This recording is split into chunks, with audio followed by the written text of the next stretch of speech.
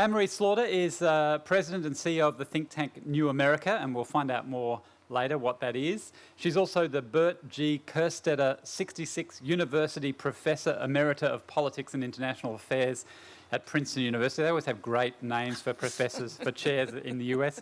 And previously, she was the Dean of Princeton's Woodrow Wilson School of Public and International Affairs for 7 years, and a Professor of International Foreign and Comparative Law at Harvard, the Harvard Law School for 8 years. Importantly for our purposes, from 2009 to 2011, Professor Slaughter served under Foreign Secretary Hillary Clinton as Director of Policy Planning for the United States Department of State, a very senior position. She was the first woman to hold that post. And at the end of those 2 years, she had a choice. She could accept a promotion and continue working for the State Department, a job she loved, or she could return to her tenured position at Princeton, which also meant leaving Washington and going home to her husband and her 2 teenage sons. Anne-Marie Slaughter chose the second option, and she wrote about why she made that choice in an article for The Atlantic, an article called "Why Women Still Can't Have It All." It quickly became the most read article in the magazine's history, and it sparked, or helped to spark, a national debate on the obstacles to genuine equality between men and women. So the book we're discussing today, Unfinished Business, I think it's Professor Slaughter's 7th book, or might be more than that, Unfinished Business, Women, Men and Work and Family, builds on and develops the arguments in that Atlantic article. Anne-Marie Slaughter, welcome to Writers' Week. Thank you. It's great to be here. Now, before we talk about your book, I have to ask you to reassure us. Can you please reassure us that Donald Trump is not going to be the next President of the United States? I hope so. I should start by saying New America is a nonpartisan organization, so everything I'm about to say is in my individual capacity only. No one's listening outside no Australia. One's listening. Anyway, I think I can reassure you that he will not be the president, although I have to say that I was recently talking to a couple of members of Justin Trudeau's cabinet in Canada. And of course, they're very excited. They have a new leader. He's young and dynamic, and he's appointed a cabinet that is half women and a very diverse cabinet. And she said that in Canada, the conversation is about if Donald Trump is elected, Canada is going to build a wall. And perhaps with good reason, because many of the people I know would be decamping to other parts. I think he is clearly plugging into a very real anger. It is particularly an anger on the part of high school educated, working white men in particular, although not only, but that's the core constituency. He's also plugging into a generation of Republicans who've been educated on talk radio that talks exactly like him all the time, and that has been encouraged by many in the party, not all. And in that sense, I think they're reaping what they sow. But I do not think that's a majority of Americans. And indeed, if it is Hillary Clinton and Donald Trump, I'm putting my money on Secretary Clinton, and not just because I worked for her. And, well, you did work for her, so you can tell us maybe if she's the most likely next President of the United States, and she's looking like becoming the Democrat contender at least, what kind of a president do you think she would be? I think she'd be a very good president and maybe a great one. I would say she is a far better president, secretary of state, senator than she is a candidate. She is not comfortable selling herself, which is essentially what being a candidate is. What makes her tick is getting things done. And that's exactly where she finds herself for the second time up against a candidate who says, I'm going to change everything. Remember, Barack Obama said his slogan was, change you can believe in. And now it's a future you can believe in. And the promise was everything will be different. And she's very practical. She does not think everything will be different, but what she does think is that she knows how to get things done. And I am, having worked for her, I did not know her before I started working for her. I've not been a Hillary Clinton supporter for decades. I really met her for the first time in 2008, but I was extremely impressed with her knowledge and her commitment and her determination to actually make things happen. So I think she will be an extremely good president, and I think at this moment in our history, she may just be the president who is tough enough to speak truth to the American people. Okay, so you worked closely with Hillary Clinton for 2 years, and as we can see, a woman you greatly admire, a job you loved in the State Department, and then you left and you penned this famous article for The Atlantic, Why Women Still Can't Have It All. What would it mean to have it all? What would that mean, having it all? I have to say that after writing that article, you will not find that phrase in the book, and I try not to use it because I think it is a very bad frame for gender equality. So what I meant was what having it all meant when I was coming of age in the 1970s and 1980s just meant, can women be like men? Can they have careers like men and have a family too? And that's what it meant. It did not mean having everything you want. It did not mean having everything out there. It now actually sounds to me very selfish. And it's very easy when you talk about can women have it all, you very quickly get into, well, no one has it all, and why should women want to have it all? And it derails the conversation. So I say in the book that the real title of the article should have been what changes we need to make so that talented women can still stay in the workforce and advance to leadership positions. That wasn't very catchy. Yeah. Well, another suggestion you say in the book is why can't women have more of what men have? Yes. Because it does seem that men are more able to have a high-profile career and family.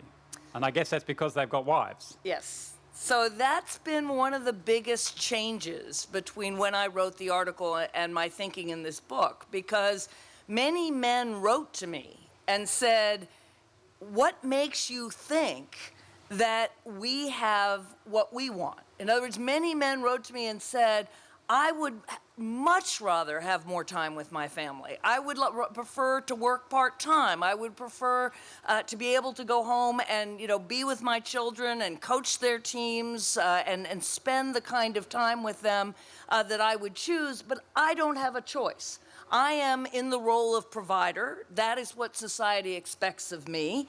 And if I deviate from that, not only am I told I'm not committed to my career, and I know this is a very, an American obsession with work conversation, but my masculinity is questioned. So I now believe actually that men and women would prefer a different balance, that it is not right to say women should be as men have always been, because men were socialized and are socialized into that role, the role of the provider, just as women were socialized into the role of the nurturer, the person at home. And I think we don't really know what men want because we haven't asked them. Yeah, I had a colleague who I worked with who is, I guess, old enough to be my father, and he became a grandfather and by this stage was working part-time. We were working together, and he suddenly realised all the things he'd missed out on because he was attending his grandchildren's birthday parties, having never attended his children's birthday parties, because he said, I was always at work. Exactly. It's actually an Australian hospice nurse, Bronnie Ware, who wrote a book about her experience with people at the end of their lives, and the first most frequent thing that men say at the end of their lives is, I wish I'd led the life I wanted to lead rather than the life society expected me to lead. And the second is, I wish I'd had more time with my family. So this, in thinking about gender equality, I no longer think this is a women's issue. I think this is an issue for men and women to escape prescribed gender roles. It's up to the human being, not the boy or the girl. So a central thrust of your argument, if I can try and summarise, and it's a complex argument, but let me try and summarise it, is this, that human beings have two core characteristics, which are both necessary and beneficial to us in an evolutionary sense, but which sit in tension with one another. So on the one hand, to condense it down, we are competitive beings. You know, we strive to achieve, we strive to acquire stuff, we seek status and so on. You might call that our individualist side. But on the other, we are also caring, empathetic creatures who look after one another, not only because we have to perpetuate the species, but because we gain from that experience. We get pleasure and fulfillment from that experience. It gives us meaning. Exactly. So you might call that our nurturing side. Is that a fair? Yes. Okay. So the problem today is, as you characterise it, is that the competitive side of our natures is the one that's valorised. It's the one that we recognise and reward, and the caring side is completely undervalued. Yes.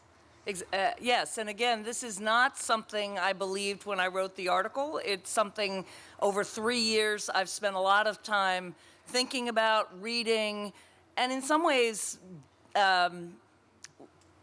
deprogramming much of what I believed growing up. And the way I came to it was that 3 years ago, if you'd asked me to describe my parents, I'd have said, my father's a lawyer. And I grew up wanting to be like my father. That's what it meant to be a liberated woman, was to be like your father. And I would have told you my mother was a wonderful artist, which she is.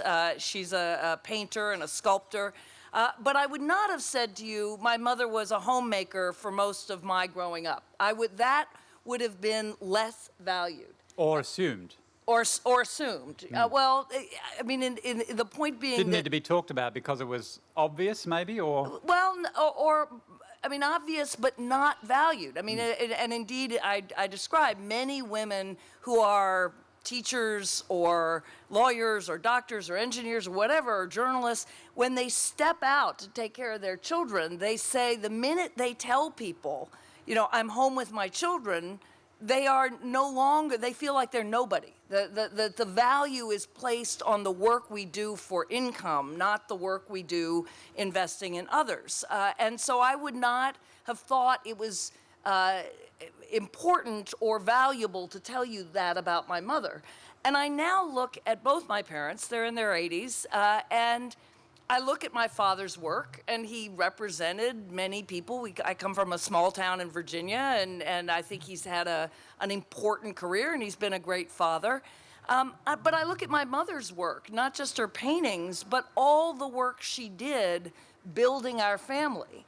And that's work, right? It does. As a mother myself, I know it takes energy and time and investment.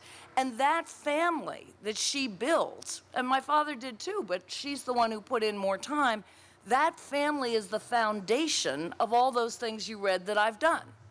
And so from a social point of view, that investment in the next generation, and not just in individuals, but in weaving together that family network that is the support network for all of us when we're in need, that work is every bit as important as the work we do for income.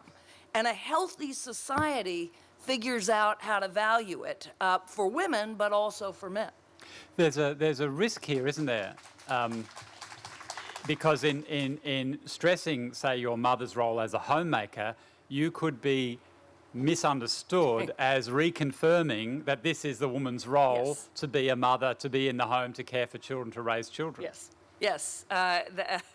Yes, I could be and am. And, you know, I hate it.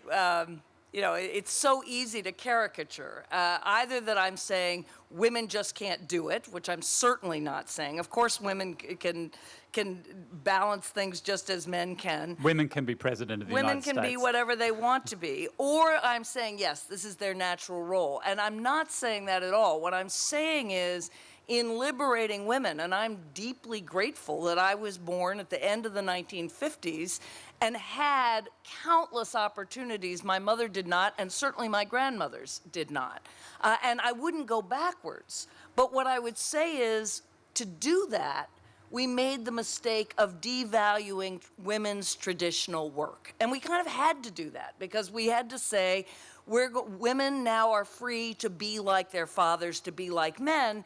And we said, so that homemaking work, so that nurturing work, that care not only of children, but of their parents or of anybody who needs care, is not valuable. And now I think we've come far enough, certainly in the United States, girls are outpacing boys on a regular basis. I know, I have 2 teenage boys, and girls are doing extraordinarily well, better than boys in most things. I think we can now afford to say, it's time to go back and say what I think many of us would have said had women ruled the world from the beginning, which is to say, this is very important work, and then to say, it's such important work, we should be expecting men to do it just as women do it, just as we now say earning an income and being financially independent is extremely important, and we should expect women to do that, as we do, as well as men. So that real gender equality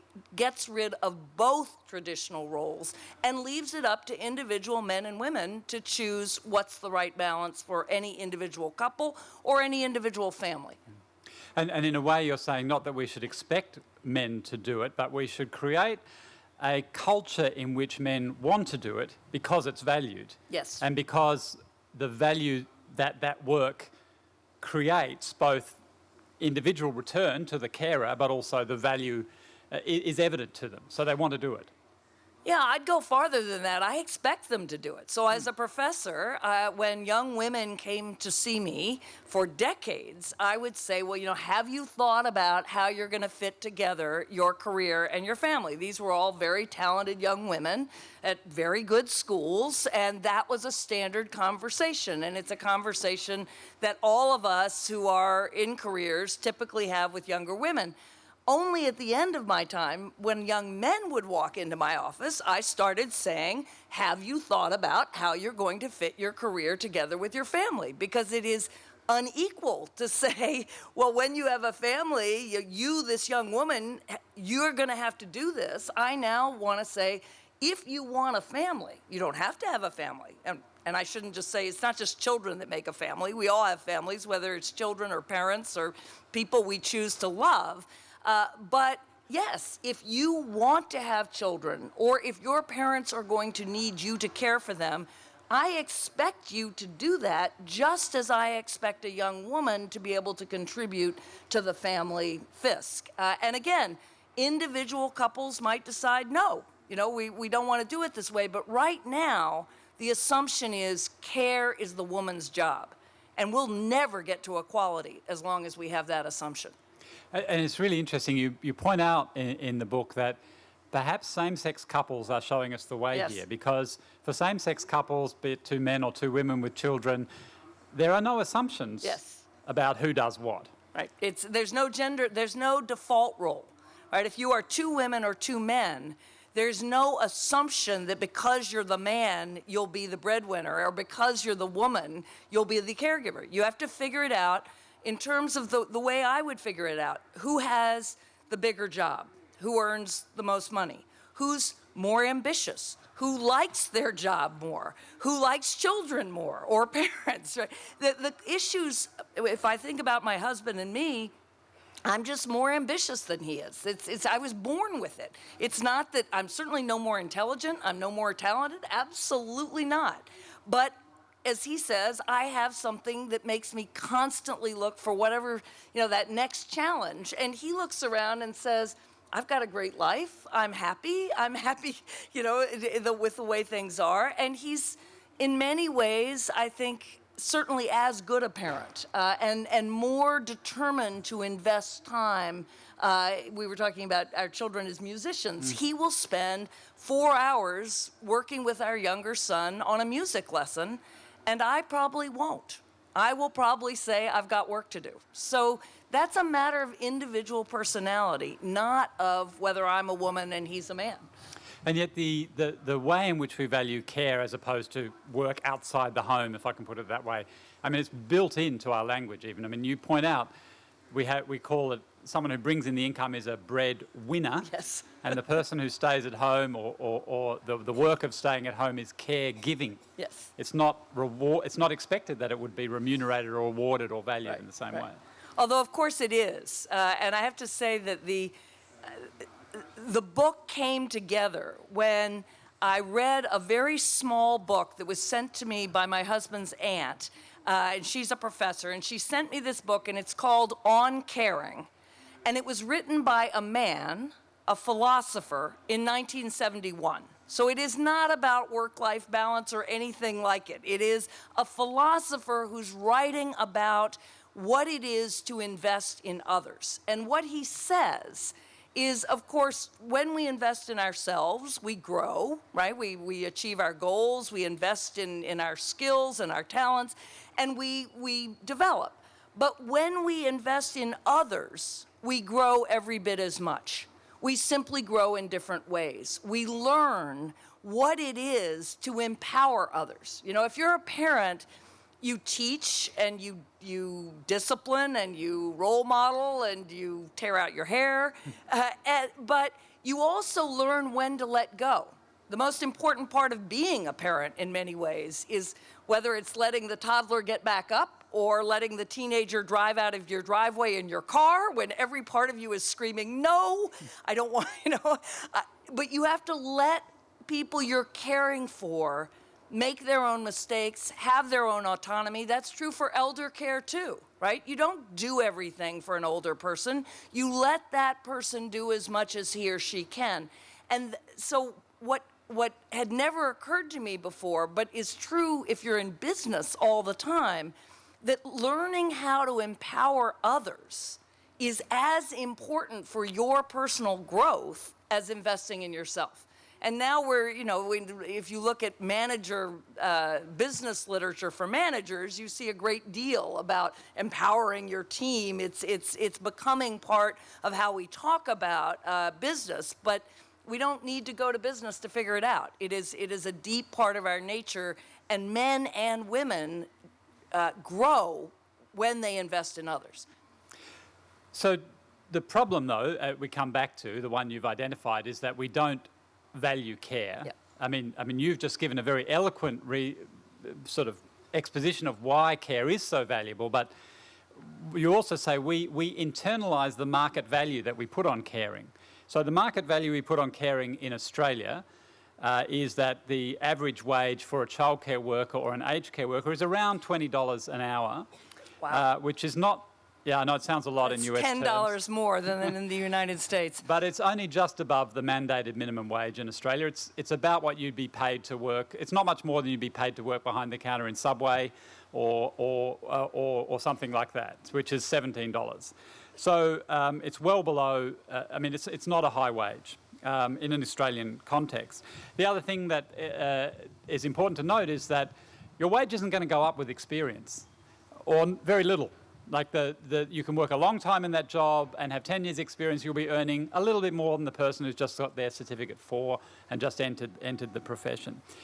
So we can see that we don't value care in that way.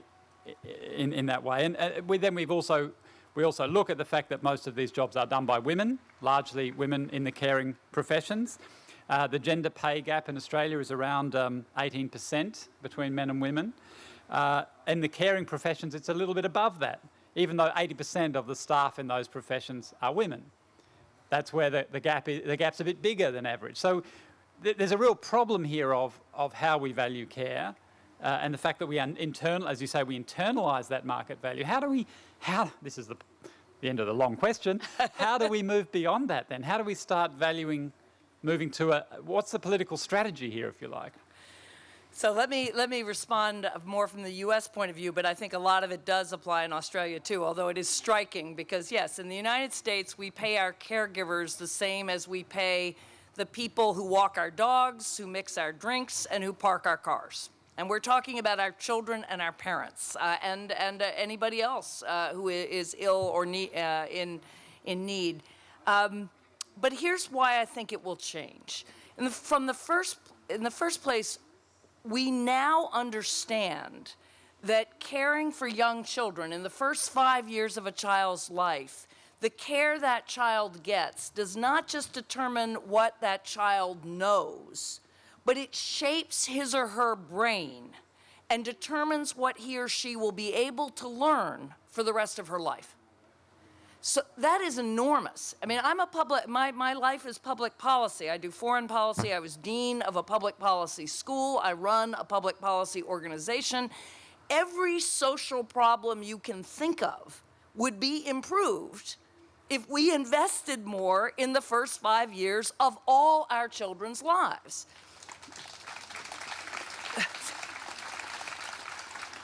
And we now know that in a way that I think many of us knew intuitively, but we can now see it. We are shaping their brains. So from that point of view, the investment in children is probably the most important investment a society can make. And that means certifying child care workers at New America. It's early education. We don't distinguish between care and education. Most of care is education. You know, when you give a child a bath, part of that is you're talking to that child, you're asking them questions. All the physical care is a platform for the intellectual engagement. Similarly, in the United States, we're aging. I was born in 1958. That's the height of the baby boom. So that means as I age, the big bulge in American society, you can see it. Older people are very politically powerful, and we care about how we're going to be cared for, and we care about having people who are well paid and trained caring for us. The third piece that is going to change this is automation. Because if you look at the jobs that are disappearing, they are all the repetitive jobs that require less individualized human interaction. And so nursing, therapy, ministry, coaching, all these care, as well as actual home care, all these jobs that require individualized interaction are the ones that stand the best chance of upholding an economy for all of us rather than just for robots or computers generally.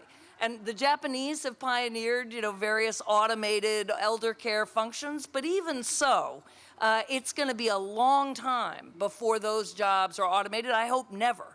So public policy, political power, and the shape of the job market, all I think argue for understanding how important these jobs are and for certifying them and training people for them just as we do any other profession. It seems to me, and I admire this, that you put a great weight on the idea of evidence-based policy, that the evidence will lead us to the policy. And I'd love to think that that was true. My question then, though, is one about power and patriarchy, if you like. So when Harriet Taylor Mill wrote about the enfranchisement of women in the 19th century, she talked about how ridiculous the state of affairs was, and she said, why is it so? It must be because men like it so. So is there another issue? I'm a great fan of evidence-based policy, but it is up against prejudice, custom, assumption, all stereotypes, all those sorts of things. So is it enough to lead us forward? And I know you talked about other factors as well. No. I mean, you need culture change as well. But again, I'm optimistic because I grew up in Virginia in the 1960s and 1970s. I grew up at a time when I was told, if I went out to play tennis with a boy, don't lose your head and win. Right? And we've gotten past that. I was told that if I was, smart and successful, I wouldn't get a husband. I got two.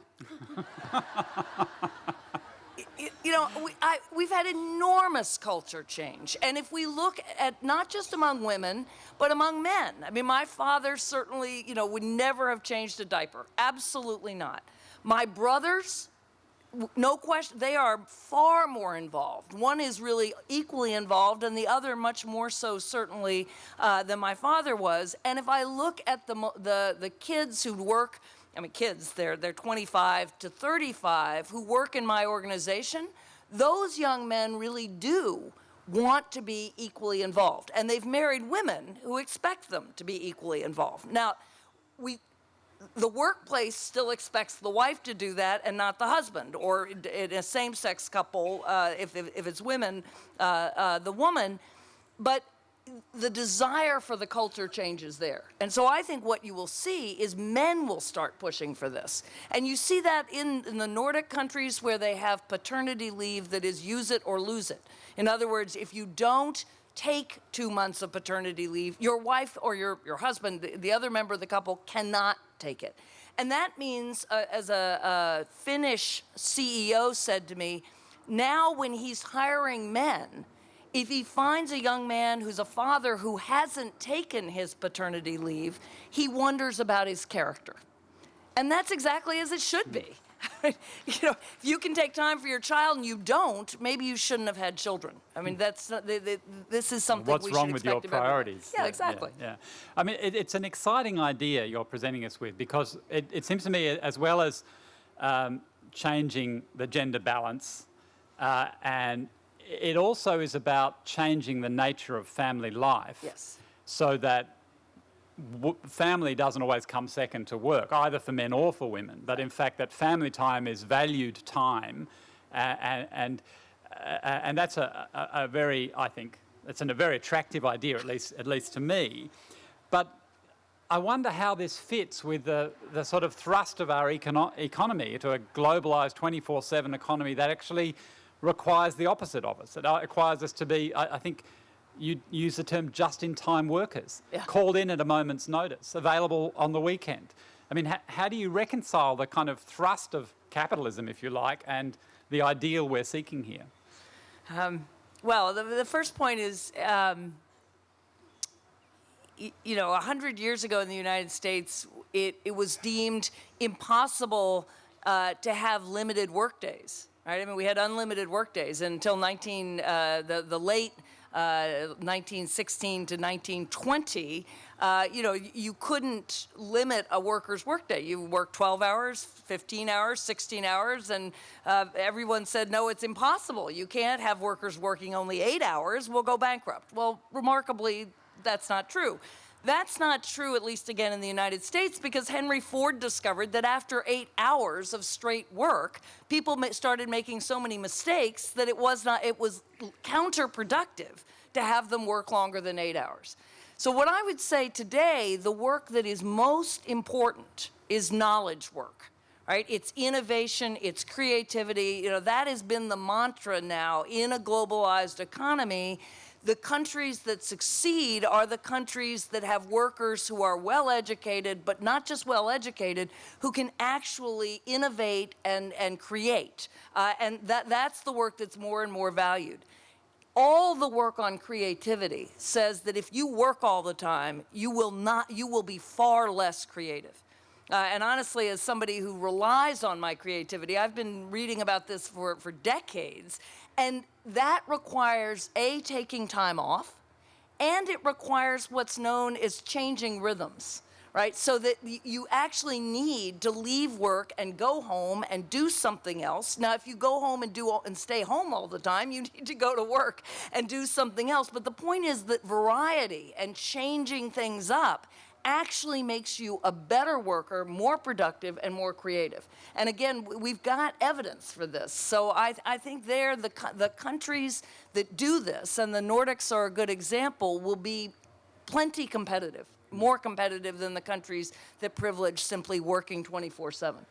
And part of your argument is that we need greater flexibility, not just in our work days or work weeks or whatever, but also in our work lives. So there are times, as you put it, when we might lean out, to use the terminology that's current in the US, because we have childcare responsibilities or care for parents or other loved ones, and times when we don't have those responsibilities, we might lean in and we might be working a 60-hour week or whatever. Absolutely. Yeah. Absolutely. So this idea of flexibility is a very double-edged sword, isn't it? Because for some employers, flexibility means how far backwards can you bend over for me? You know, I mean, that's what employers, and so how are we going to realise this for those people who aren't knowledge workers, who aren't creative workers, who do clean our houses or clean our offices at night, you know, in the middle of the night when they're empty, those sorts of things.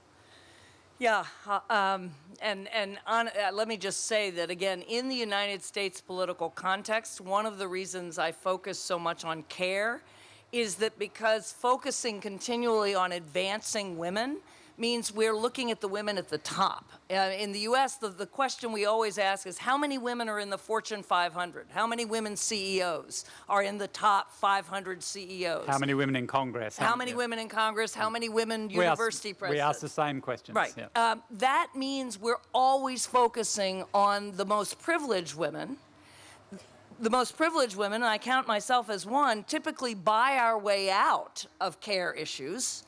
And focusing on care and valuing care actually leads us to adopt policies, like in the United States, paid family leave, and the guarantee that a woman who cleans your house or your office won't lose her job if her child is sick or has time out for any family duties. Those policies will help women at the bottom more than women at the top. So the approach of valuing care is about paying more, but also adopting policies that allow that flexibility. You know, in answer to your question, again, a lot of the work that we pay people to do will change naturally as we go to offices less and less, right? Our whole idea of working in an office or a factory is a function of the Industrial Revolution, right? I mean, before that, people worked pretty much at home, right? In cottage industry or farming or wherever. And we had an economic revolution that said mass production requires being in the same place. We are now at the very beginning of a digital revolution that is going to blow that up. It's not that all offices will disappear, but this idea that you commute an hour or do whatever to go to a place where you get your work done when your work is not just on a computer, but increasingly manufacturing, all of the work we do is going to be through computers and done in very different places in different ways. So for the longer term, the workplace will change enough so that flexible policies will just become the norm because work can be done in many different ways. In the short run, the way you address the women at the bottom is to say, it's sort of an equal right to be able to take care of their families, right? That we need policies that enable women at the bottom to be able to care for their families just as women at the top. And in the United States, that means stopping this just-in-time scheduling, right? It means that you must require people to give workers a certain amount of time every week and a certain amount of notice as to what time they're going to have. And those policies are being adopted by states and gradually probably by the federal government. I mean, there's a term, we've all, I think, here heard the term the glass ceiling. Yep. That stops women rising into the corporate boardroom or whatever, glass ceiling of prejudice and assumption. But you have another term which is relevant here, which is the sticky carpet. So do you want to explain what the sticky carpet is? Yes, I mean, and this actually goes back to your point about rethinking careers. So the sticky carpet or the sticky floor is that women who slow down. I mean, many women don't have a choice about stopping work. They must work, but they because of caregiving responsibilities, they can't take that next promotion. Right, so they get to a certain level, and then they stay where they are. They move laterally, but they get knocked out of any promotion line. So when they're ready to be considered for promotion, they're stuck because they didn't do it in the prescribed way, which still assumes you have a wife at home. It still assumes, the person who's going to make manager, the person who's going to make vice president, the person who's going to succeed goes straight up the ladder. And that assumes if that person has a family, somebody else is doing the caregiving. If you as a woman or a man need to take that time, then we need to rethink how we evaluate people to say, when you're ready, you should still be eligible. You may have been in a on a management track and stopped, but when you're ready to come back, we should consider you based on the quality of your work, not your age, and not whether you moved laterally for a while rather than straight up. But so the sticky floor is that it keeps you stuck at your level because you work differently and didn't follow the standard traditional male career path. And there's another term, the maternal wall. Oh, yes. Yeah. Oh. So you were talking about the gender, the pay disparity, which you said was how much in Australia? Well, it's about 18%. 18%. Yeah. So that's 82 cents on an Australian Yeah. dollar. In the United States, it's 72 cents. But that's, if you take mothers out, it's 96%. So if you're a woman without children, as I said, you are likely to have outpaced men at graduate school and college, and you're likely to be paid as much or more going in, and you can keep going up. What happens when you put mothers into that equation, mothers get paid much less. And indeed, we know this. When a man has a child, he's often promoted and paid more because it's assumed he's now a breadwinner. responsible. Yes, he's a breadwinner. And when a woman has a child, it's assumed she's going to be less committed to her career. She's on the mummy track. Yeah. Yeah. The maternal wall is just that. Okay, so I think you're offering us a really hopeful future, but I'm going to just be a little bit dystopian and say, well, because you mentioned the idea before about people buying their way out of Yes. care. You know, Yes. it's actually employing someone else, outsourcing care. Yep. Isn't one potential future actually the opposite of what you're saying? And that is that increasingly those of us who are winners in the knowledge economy outsource care, and we pay very little for the women who do that work to do it, the aged care workers, the childcare workers, and they are in fact, because of the nature of their highly casualised, uncertain, precarious employment, unable to do the caring in their own families that they might want to do.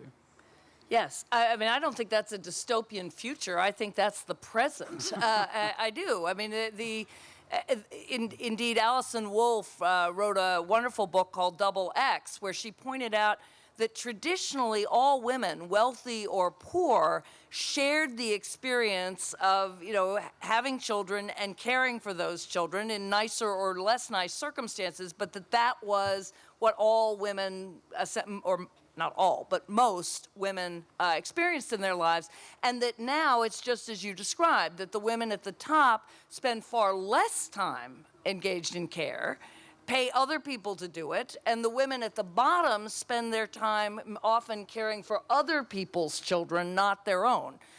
So I don't think that's not far-fetched. My point is we will never get to gender equality on that approach, because what will happen is a small number of women, and it's about at most 20% in good countries, right? In the United States and Sweden, US and Sweden are tied for the number of women in senior management, and it's about 22%.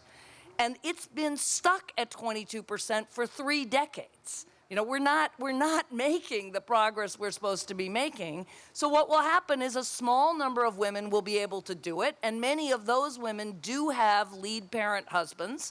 It's not surprising, just as the men in those roles have lead parent wives or lead parent husbands. We're not going to break through to real equality. So my point is, if we really believe that men and women should have equal opportunity to flourish in life, whatever their particular talents, we have to rethink the way we're approaching the issue. And it can't just be talking about advancing women, because advancing women, as I said, focuses on a very small number. So if we believe, as I believe, that the forces for equality are strong and will power political and cultural change, then I think this is the only way to get there. How much do you see your book and your arguments as a kind of counter or an alternative to Sheryl Sandberg, I think it is, Yep. who's the senior executive with Facebook, who wrote a book called Lean In, which was encouraging women to not to withdraw from the workforce when they have children, for example, but to to actually keep striving for the corporate boardroom, the Right. C-suite, as it's called? Well, I mean, again, so let me say a couple of things. One, what she's talking about, I also endorse. I mean, I am not saying that there is not discrimination against women still, that women do not need to become more confident. I've spent my life mentoring younger women and teaching them to speak up and sit at the table and ask that first question and understand that the man next to them is just as scared as they are, but he's just been socialized not to show it. So there's a great deal in Lean In that I think is very valuable. And indeed, as a CEO, when young women come and ask me for a raise, I know they've just read Lean In, and I take my hat off to Cheryl. I think, that's great. I don't always give them the raise, but I'm pleased that they asked. But it's not enough. This is not, Hillary Clinton always says, it's not either or, it's both and. So it's not that we should stop fighting overt discrimination and subconscious bias. We should. It's not that we shouldn't encourage women to be more confident and teach them the tricks that many men have been taught. We should. It's that that's not enough. We need to do that. We need to value care. And we need to give men the same options that women have. Or put another way, you can't have a halfway gender revolution. We have to change gender roles for men as much as we've changed gender roles for women. And we know we can do it because we did it for women. Now we have to do it for men. And it sounds like a starting point might be a massive campaign to increase the wages paid to care workers so that we value that care more appropriately. Yes. But I would say one other thing, which is this also does require women to confront our own sexism, right? Many of us, I'll just speak for myself, none of you maybe, but just bear with me for a minute. The following scenario: you walk into your office, you as a woman, and your boss says, I'm biologically better at this, but I think you can do the job if I micromanage you enough, if I write long lists of what you should be doing on a sort of minute-by-minute or hour-by-hour basis, and if when I travel, I call you every hour to make sure you are doing that. That is how many of us treat our husbands. That is, many of us really do believe that we kind of do know better when it comes to kids. He kind of really can't do it. Often when I talk to corporate audiences, somebody raises their hand after all this and says, yeah, but if I let my husband do it, my kids would eat nothing but pizza. Maybe so, but maybe he'll do other things that you wouldn't do. But this kind of change isn't just about, talking about, well, we should open this up to men. It requires women doing the same kind of self-examination about our assumptions as we've required men to do about who can do work in an office. And we've spent many decades now requiring men to do that. And I do think it's not comfortable, but many of us have to examine our own assumptions on this subject as well. You tell a little story in the book too about one of your boys waking up in the middle of the night and calling out for his father, and how you struggled with that because he didn't call out for his mum. Yes. It was a bad moment. He was about 3. Now, I have to just say, I'm the one who woke up, right? Still a bit defensive here, are we? Just a little. My husband says if I hadn't been there, he'd have woken up. We'll never know. But there was this moment where I thought, oh my gosh, I'm his mom. Kids are supposed to call for their mothers. What is the matter with me? And you could have just gone and not told your husband. Yeah, I did, I think, just Right. go. But what I realized, and I've thought about it a lot, is, my kids do think of my husband as the parent who's more there than I am. And so just as with I and my mother, they see their father as the parent that not they love him more or love me less. It's not about that. But he's the parent they expect to be there. He's the parent they turn to when they have something that is at home and they need somebody, because I might be in Adelaide, Australia. Okay, if you've got a question, jump up to the microphone there in the middle. Anne-Marie, how does this work and this thinking fit with your job at New America? And what, in fact, is New America? What are you doing now you've left both government and academia? So New America is a think tank, a policy research organization where effectively what we do is try to solve public problems, right? We're like the government, but we're people out of government. We're independent thinkers, writers, journalists, researchers, and we do work on foreign policy and education and technology. We do a lot of work around technology and policy. And we have a program called the Better Life Lab. We don't call it Women and Anything. We call it what are the policies we need so that women and men can live better, more productive, happier lives. So it's a very wonderful group of people, lots of writers, again, and thinkers. We're trying to also open up branches of it across the country, because one of the things we think is that public problems are getting solved closer to the ground. So say here in Adelaide, more than in Canberra, or in the United States, more in Chicago or more in St. Louis than in Washington. So we're sort of reinventing the way you approach solving public problems. Okay, take the first question. I'm not sure whether Peter Mears, in chairing this, is playing devil's advocate, or in his job at the ABC, they have a very good paternity leave allowance to enable him to adopt his position chairing here. But as a male who has been displaced with a Master's Honours degree from 3 academic jobs when history was changed in faculties from women in history and women in politics options, and the straight politics and history options were deleted. And I'm not saying this because I've been semi-unemployed for 35 years with a chip on my shoulder. I agree with everything you say, but the 70s debate about class, gender and ethnicity quite often didn't address the women and migrants on the bottom of the employment scale. But Okay. well, question?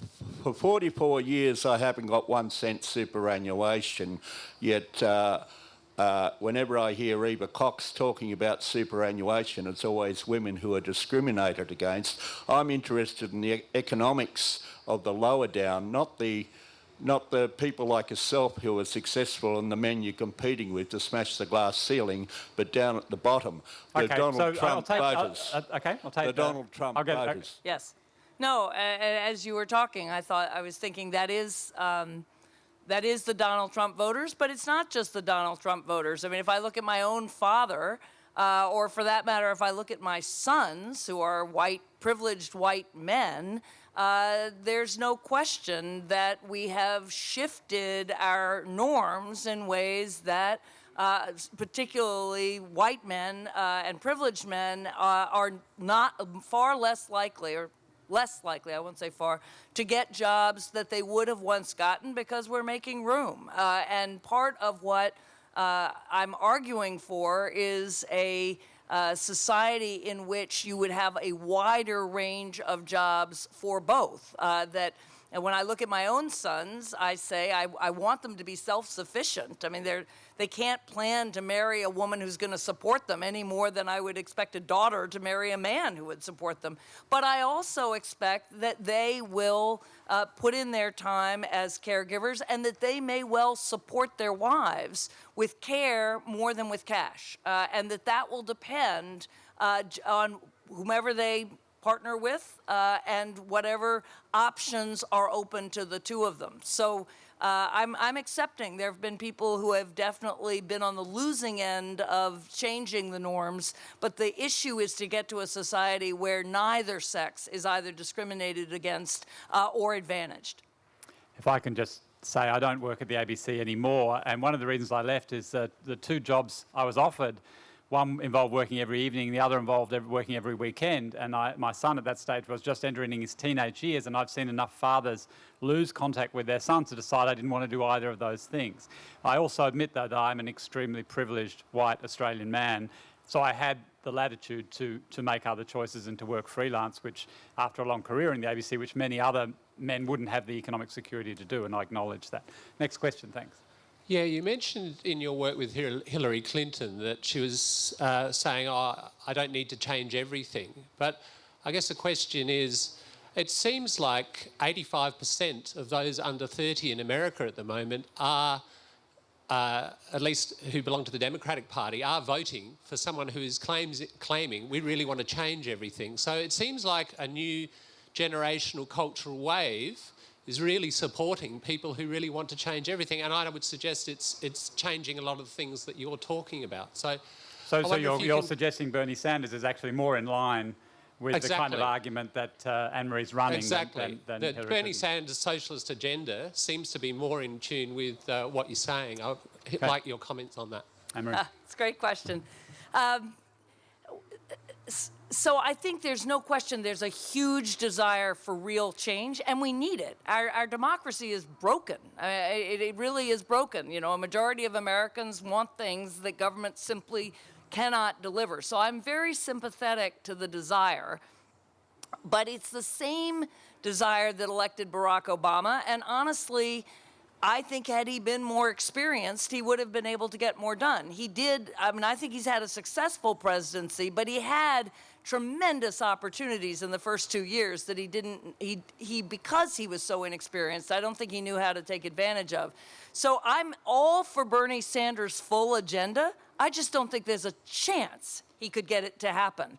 And I really worry that we would lose an opportunity to build on the change that has started. And I think Hillary doesn't disagree with him on the goal. She just thinks even if he's elected by young people, those young people haven't yet had the experience to understand how to get things done. So.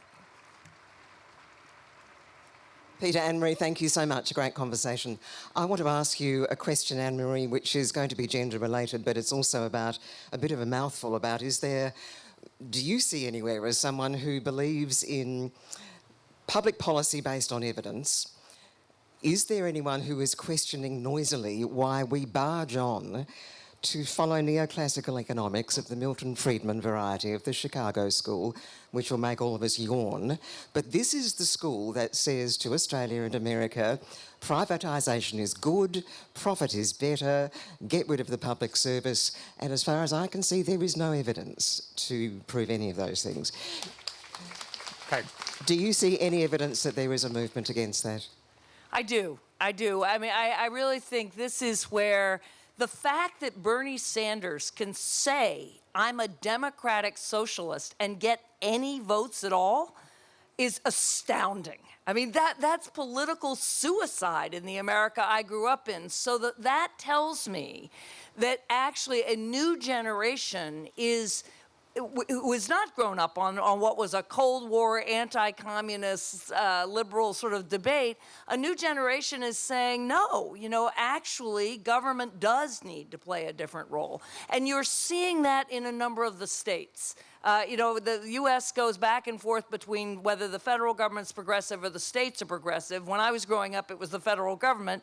Now it is much more individual states. So you're seeing, and not just in liberal states, you're seeing things like paid family leave be adopted in places like Cincinnati, Ohio, where I really do think a new generation is just unaware of those debates or has no use for them.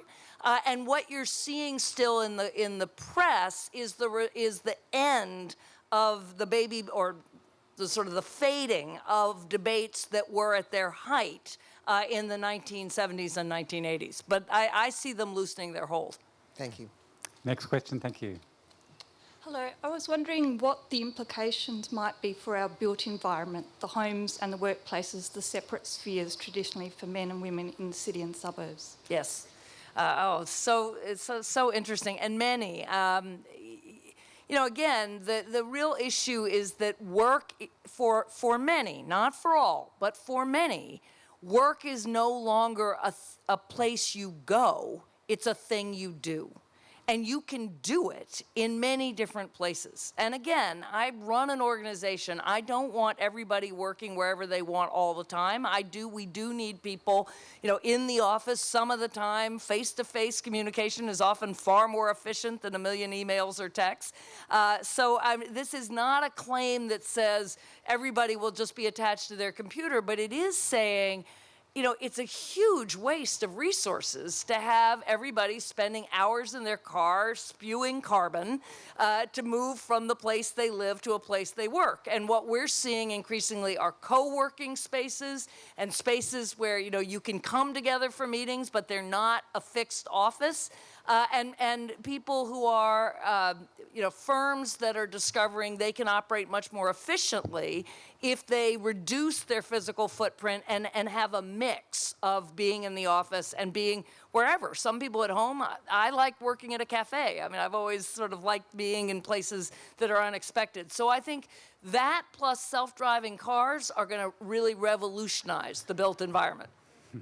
Okay, I'm really sorry we don't have any more time for questions. I'm under very strict orders here. I want to leave you with my favourite quote from the book, and there are lots of great quotes in there, and lots of, really stimulating ideas in the book as well. But this is from Gro Harlem Brundtland, who was the first female Prime Minister of Norway. She said, "A house or a home should be clean enough to be healthy and dirty enough to be happy." And I think that's a nice thought. Please thank our Auslangen interpreters, and thank you very much to Anne-Marie Slaughter. She will be signing books for you over at the signing table. Thank you. Thank you. That was really fun. Thank you.